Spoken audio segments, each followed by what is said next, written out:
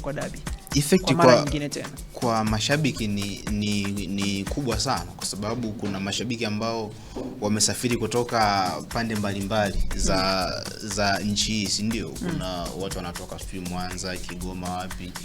Wanatumia gharama kubwa sana kwenda kushuhudia mechi kama hii, si ndio? Kwa hiyo kuna hiyo some sort of hasara imetokea kwa mashabiki. Lakini pia kuna wafanyabiashara ambao kama ni mhudhuriaji wa hizi mechi kwenye viwanja.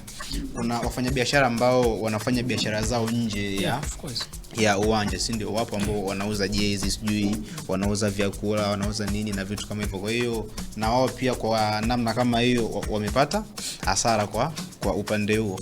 Lakini kuna au wadhamini ambao pia wanarusha matangazo. Nimeona kuna taarifa ilitoka, wamelalamika sana kwamba na wao wameingia hasara. In fact lazima walalamike, kwa sababu kwa mfano mtu ambaye ana haki za matangazo anatakiwa aende siku 3 kabla uwanjani. Yani anaenda leo, anafanya trial ya kwanza, afu ataenda kabla ya mchezo. Kwa mfano wakati Simba wanaenda kupambania haki yao ya kuingia uwanjani, mtu mwenye haki ya matangazo naye pia alikuwepo.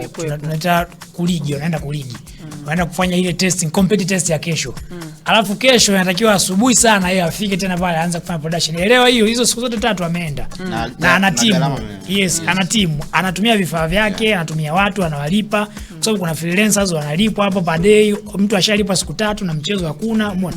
Kwa hizo ni hasara, lakini tuelewe tu pia kwenye hizi mechi za Simba na Yanga, kwa experience yangu ndogo hata huko kwenye wao watu wenye haki za matangazo, kuna watu ambao wao wanalipia tu hivyo vingamuzi kuangalia siku za Simba na